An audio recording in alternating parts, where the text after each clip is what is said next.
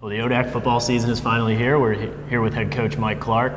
We didn't talk yet about the 34-14 win over Apprentice here at Jobson Field. Talk a little bit about how your team played that night. Well, I think it matched a lot of the preseason. Sometimes it seemed like it was a little bit of a grind. I thought we made some plays, when we needed to make the plays. I thought the Apprentice did a nice job of maintaining control of the tempo of the football game, and certainly, their ability not to throw the ball came back to haunt them a little bit, and we did what we needed to do. We put them in a position to play catch-up football.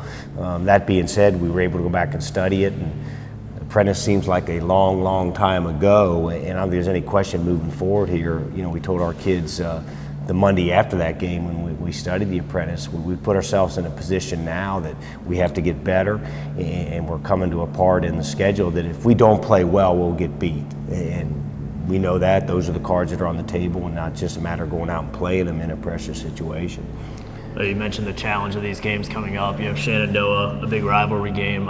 It's a team that I believe you're 13-2 against since you took over, but haven't had a victory by more than one score all the way back to 2007, so it's always been close recently.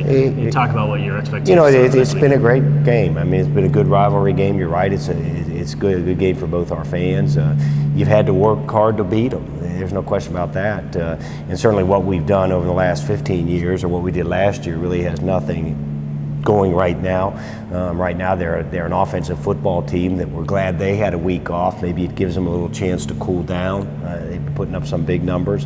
You had the redshirt freshman quarterback that transferred in that has allowed them the ability to stretch the field in a real way offensively, and I don't think there's any question Delaney might be one of the best running backs in this conference, and we've got a lot of work ahead of us. There's no question about that, and it's going to be a great challenge. There's a reason they're undefeated, and there's a reason they're averaging about 46 points a game. So they're going to put some nice cards on the table that we're going to have to try to match. And you're coming into this off the bye week, of course, so is Shenandoah, but how did the last 2 weeks go for your team, and was the extra preparation beneficial? I would like to think it was. Certainly we'll find out on Saturday, but we don't gain any advantage with it. They get the same thing. We'll get a couple of players back, that missed games 2 and 3, and I think anytime you're sticking an athlete on the bus that you didn't have on a previous trip, that hopefully that comes back to help you. But I do think we're going to have to play, and I can talk about it now.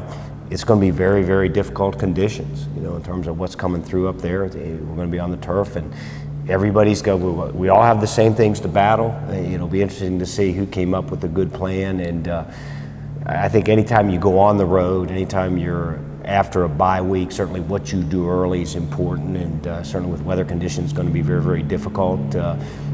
This isn't a place you want to go or get in a position where you're playing catch-up. We found that out 2 years ago.